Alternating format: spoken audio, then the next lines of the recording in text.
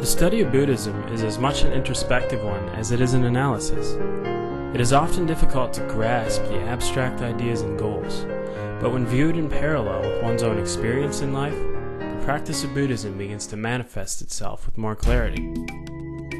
This videography examines a particularly obscure aspect of Buddhism that deals with an individual's place of existence, or dhatu. You can think of it as an examination of where your head's at when you're not sure if you have a head. The origin of Buddhist teachings of existence and place can be found in the Tripitaka, or the Three Baskets. These are the teachings of the Buddha, which were recited at the first Buddhist council and then transcribed into Sanskrit on the island of Ceylon. The first basket is the Suttapitaka, or the collection of sutras, containing the Buddha's own words and discourses. The second is the Vinaya Pitaka, which contains the monastic rules for monks in Buddhist society. The final basket is the Abhidhamma Pitaka, which contains the doctrinal foundation for Buddhist philosophy. Within the Tripitaka, you will find the Dharmas. The Dharma exists as a universal law of the natural state of the universe, pervading time and place. The Dharmas are further divided into two main subgroups that include the Asamskrita Dharmas, or unconditional Dharmas, and the Samskrita Dharmas, or conditional Dharmas. The first are dharmas that exist independently, beyond the reaches of impermanence or the void, and thus all physical limitations. The latter are more cyclical in their nature and possess the quality of instantaneous transformation between existence and state. Both of these dharmas are inherently dependent on cause, however, and are the realized objects of the Four Noble Truths. These are important in that they are considered a fundamental teaching of the Buddha. They explain that a principal component in life is suffering and impermanence, which is the result of attachment and desire. The only way to relieve this suffering is to achieve a place of no attachment and desire. This path is known as the Noble Eightfold Path. The conditioned dharmas have the strange duality of being composed of many elements and yet none at all. They are subdivided into yet another 18 dhatus, or gotras, all of which represent the many different components that are prevalent in Santana, or the stream of life. The composition of these dharmas is as follows. First, the dharma of awareness is governed by Vijnana, which is a fundamental concept that Buddhist psychology addresses as the necessary base that must be present in order for a person to experience the sensation of perception. It is integral to general mental function, which cannot exist in the absence of Vijnana.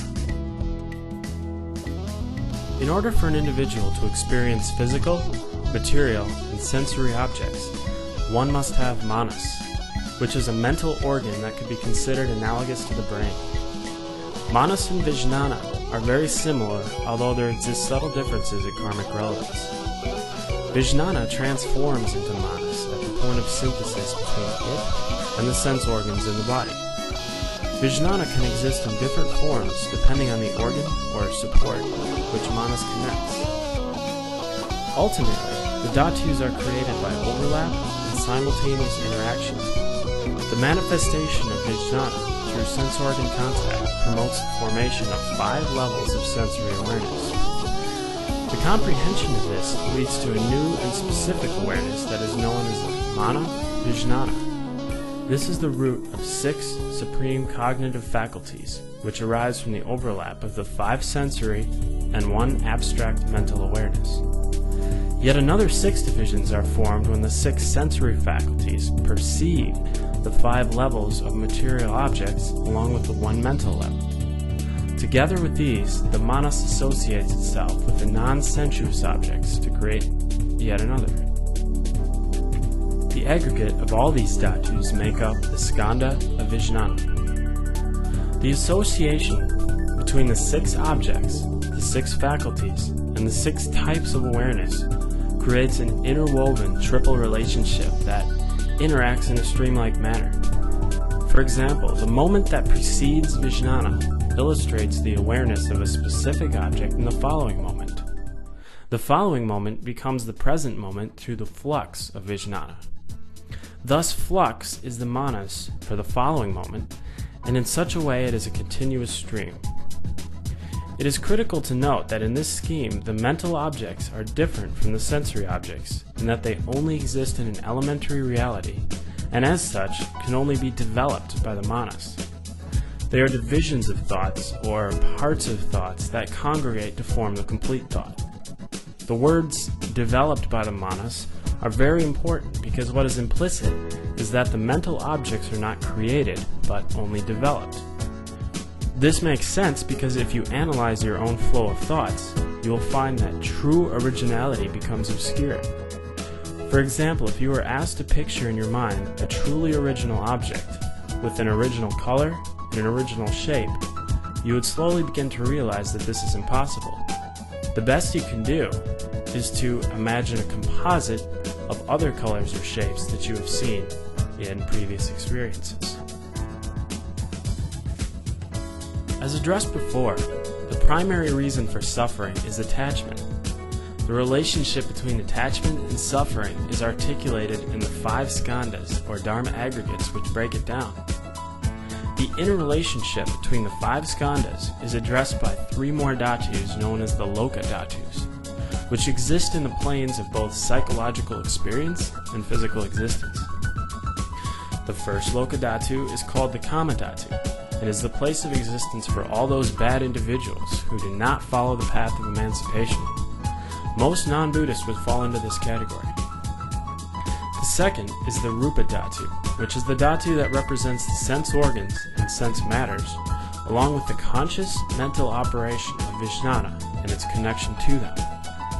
The rupa dhatu, in other words, is the world to which a person who has inhibited temptation and cut off passion would ascend.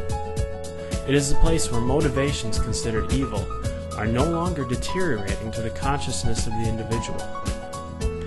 So with this dhatu, the mind has the freedom to obtain otherwise unattainable supernatural abilities that are associated with higher knowledge. It does not mean, however, that the individual is immune to the limitations of the conceptual and material nature. Rather, that the individual in this dhatu is on the path to enlightenment and rebirth. The third is the arupya dhatu, and it is present in an individual who exerts a passionless act of will in pursuit of a higher consciousness. The individual in this world uses this motivation to surpass the bounds of form and matter and to obtain knowledge without bound. Again, this dhatu does not constitute the attainment of nirvana, in that there is still an attachment to individual ambition and will. Buddhadhatu, from the Buddha's point of view, in the Nirvana Sutra, is that if what is true is deemed to be the real truth, then the true Dharma is the Tathagata, space, and the Buddhadhatu. In that case, there is no difference between the Tathagata, space, and the Buddhadhatu. Because impermanence brings about the 5 skandhas, it can be eliminated and is not a real truth. This, however, is as close as a non-Buddha can come to understanding it. In order to gain a full and complete understanding of Buddhadhatu, one must actually obtain Buddhahood. To conclude, the Dharmas and the Skandhas simply represent the many different components and worlds and the cyclical nature of existence. They provide an in-depth look at the worlds one can obtain on the way to enlightenment, and can act as a partial guide to getting there. The causation of the patterns of existence, however, are beyond the scope of the dhatus, and find their place in the second of the Noble Truths. The dhatus ultimately illustrate the prevalence and factors of suffering, and the worlds that can be obtained where suffering is eliminated. This takes place through the acknowledgement of the impermanent state of the universe and one's current physical being.